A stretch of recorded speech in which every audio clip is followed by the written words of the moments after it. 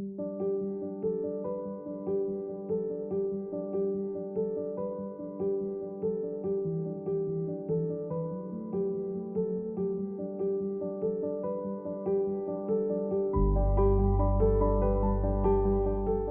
welcome. My name is David Ball. I'm the state coordinator for Braver Angels. It's a grassroots organization that started in 2016, just after the presidential election, in which 10 Trump supporters and 10 Clinton supporters got together and talked about how to be civil and talk about politics. And I want to encourage you to talk and to depolarize America. And in any way I can, I want to help you to do that.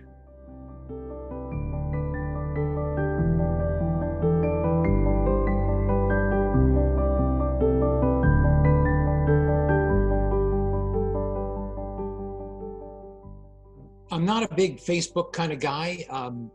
At age 60, I grew up before computers and before Facebook and Twitter and Instagram.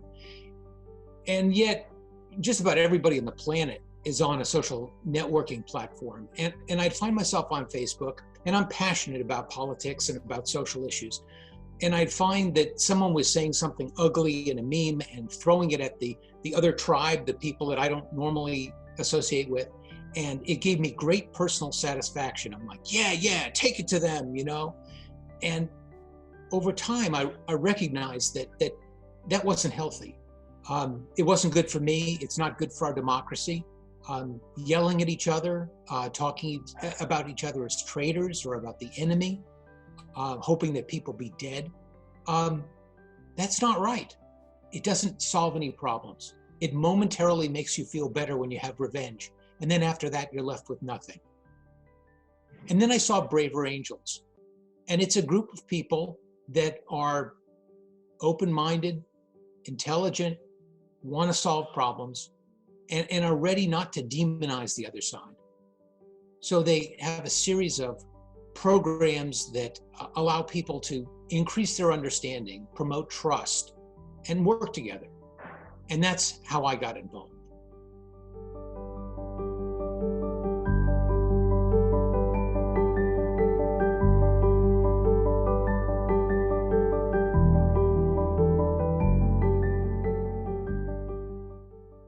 And, you know, there are a number of different groups that are working on the same sort of thing, on civility and having public discourse. Living room conversations comes to mind. Groups that are interested in people talking, engaging, solving problems. The reason that Braver Angels is probably the most successful, it's the fastest growing, it's the largest, is because they do all the heavy lifting up front. And by that, I mean, instead of finding all the people that are interested in talking, you instead find people that have different perspectives and you promote balance. So instead of an echo chamber where you've identified all of your friends and everybody who thinks like you do, instead you reach out and you find people who have different life experiences, who might have different value structures, people that have different ways of solving problems, and then you get together and talk. And so by having that balance, which is very difficult to achieve, we end up getting a much deeper conversation, a much more valuable one, where at the end, you have people that understand each other. And that's the beauty of Braver Angels.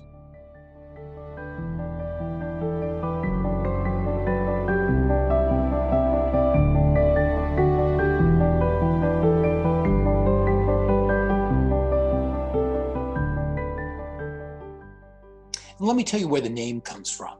Originally, we were called Better Angels. And it comes from a quote from a speech by Abraham Lincoln. And he said, "We are not enemies, but friends. We must not be enemies. Though passion may have strained, it must not break our bonds of affection. The mystic chords of memory will swell when again touched, as surely as they will be, by the better angels of our nature." And when we think about how we're going to interact with each other civilly, we naturally think about our better angels, right? The way in which we can show people charity and give people the benefit of the doubt and be courteous. not too long ago, there was a push by another nonprofit with a similar name who said, you've got to change the name of your group. And we're like, no, we love the name of our group. And it turns out that it's a group called the Better Angels Society. And they are a fundraising arm that raises money for Ken Burns documentaries. Obviously a very worthwhile, kind of organization. But they said, there's going to be some conflict and stuff. We've got these two nonprofits with kind of the same name. You have to change your name. So we struggled. How do we change our name to something that means more, that doesn't lose the identity that we've developed? I mean, we have 20,000 people on our mailing list. We have at least 12,000 people who are card-carrying members of the organization, and maybe 1,000 people who are activists in all 50 states. So we kicked it around, we talked about it a lot, and we came up with Braver Angels because we felt that that was leaning forward, that was showing the courage to not only have your own convictions, but to be able to listen to other people and maybe challenge the assumptions that we have and the kinds of convictions that we think are unshakable.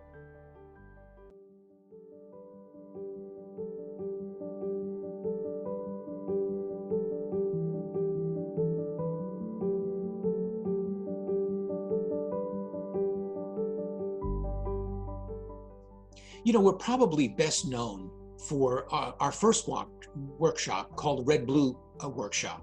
And in it, you take 7 to 10 conservatives, reds, and 7 to 10 liberals or blues, and you put them in a room together and you run through a series of exercises.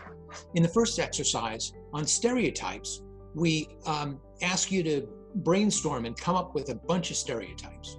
So the reds might say, well, let's see, the blues call us, they say we're fascists, or the liberals might get together and they say, oh, well, we're called elites. And you try to examine those. You pick those stereotypes apart. You say, why are they not true? Or where's the kernel of truth? Where does that come from? Why are we tagged with that stereotype and the other group not? And that really helps you to understand yourself and to understand others. Other parts of the workshop, we have one where we're asking questions of curiosity, which sounds like it'd be a very easy thing to do because we ask questions all the time, right? We ask questions like, why are you so stupid? Or how could you possibly have voted for that guy? But that's not really a question of curiosity, right? That's a question of attack. That's trying to lead you towards how we feel. So coming up with questions that don't have a lot of built-in assumptions, ones that aren't going to put you on a defensive, ones where you really want to know the answer to a question and you really think that person has the answer, are really hard to do. So we teach you to do that. In these workshops, we teach you how to listen. We teach you how to speak, how to get in and out of an argument when the milieu may not be appropriate for having a discussion, or how to climb out when people are at each other's throats. So you learn a lot of skills, and they're wonderful, but they're difficult to put on. And by that, I mean it's difficult to pull those people out of the community, pull the reds and the blues and put them together in a room. And once you've done that, magic happens. And it's well worth going to.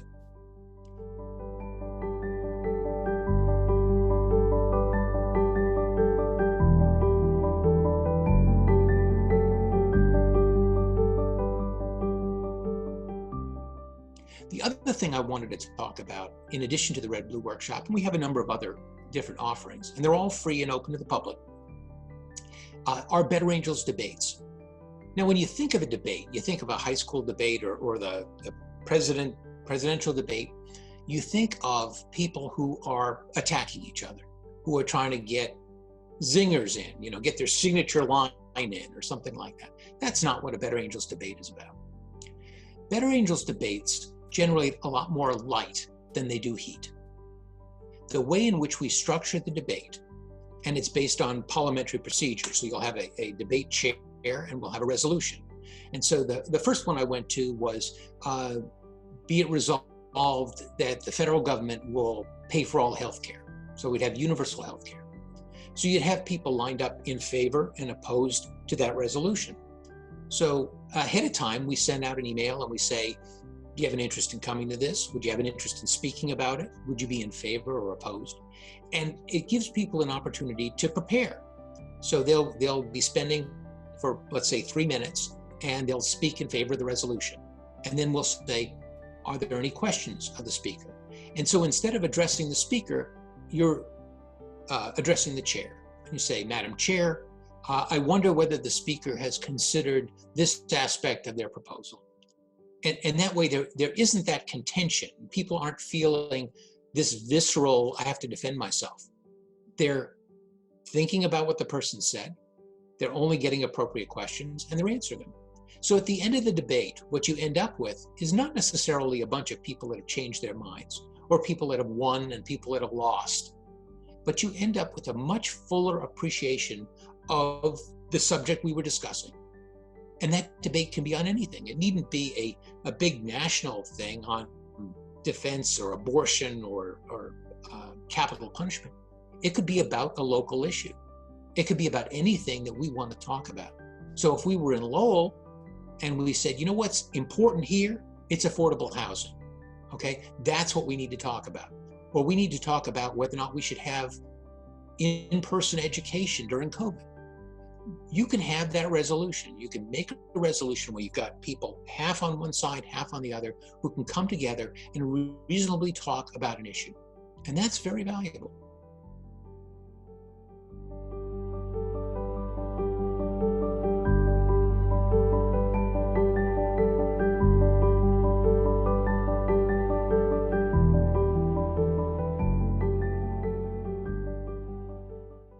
You know, I was attending one of the debates and I thought to myself, people are researching the topic, you know, the resolution. How do they know what to believe? You know, we can't be experts in everything or maybe even in anything, right? We have to trust people. We have to trust sources.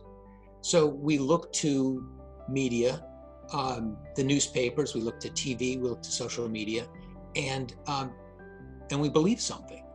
Now we have a tendency, this confirmational bias, to look at stuff that agrees with the stuff that we already think, you know, so we kind of sit in this bubble. So if you're a liberal, you turn on MSNBC and you can just break the dial because, you know, or break your remote because, you know, that's all you need to watch. And if you're a conservative, you turn it to Fox, right? That's where you get your stuff from. And those sources, they have slants. There is media bias, right? They have agendas. They have political agendas. Now, some are a lot more slanted than others. And also the quality of the stuff that you get is better in some sources than others, right? The National Enquirer is not the same as Reuters. It's not the same as the Wall Street Journal, right? So I started to think, does it matter where we get our news from? How can we tell whether or not something's true or not? You know, we talk about fake news. Well, it turns out that there's a group called Adfonts Media. And it's an attorney in Colorado, and she's created something called the media bias chart. And if you Google media bias chart, you will see it. And what she's done is she and a bunch of analysts rate news stories. And every week they pick 6 different news stories from different ends of the spectrum, and they analyze it. They analyze it for things like, is this original fact-based reporting? Is it complex analysis? Is it opinion? Is it propaganda? Are they out and out lies? So on one scale, on the vertical scale, you have what is the quality of this particular story? And then on the x-axis, is it right down the middle of the road? Is it hyper-partisan? Is it skew left, skew right? So you end up by seeing on this chart where different news sources show up. So somebody like NPR ends up in the middle of the road. People on the left and the right, they both listen to NPR. And it's also quality journalism. So that's a good diet, a good media diet to be on. We shouldn't be taking in a lot of junk news, right? Because it might agree with what we think, but it doesn't make you any smarter. And you can't use it to convince somebody else. So if I wanted to convince somebody else in a debate, what I would do is I'd look at the media bias chart. I'd see something that's high quality, but something that's biased to the side that I'm trying to convince. And I would say, you realize, of course, that the Wall Street Journal, which is slightly to the right, said this. And they're like, oh, the Wall Street Journal, I respect them. So the idea that we have a media diet and that we care about what we're ingesting and that we're trying to eat better is something that I think is really important. And I want to encourage us all to be working on that.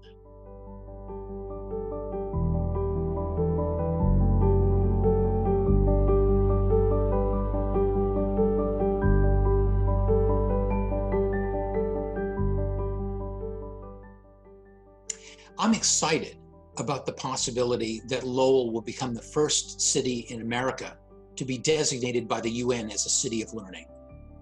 And we need to do that. We need to continue to move in that direction. And Braver Angels can help in that regard by getting people together and discussing the issues of the day, by creating the kinds of things in your toolbox necessary to depolarize the country and to get along with other citizens and to address the challenges that we face. That's how we promote this culture of a city of learning. And we get to that designation and we have the pride of not only being better ourselves and solving problems, but being known as the first city in America to accomplish it.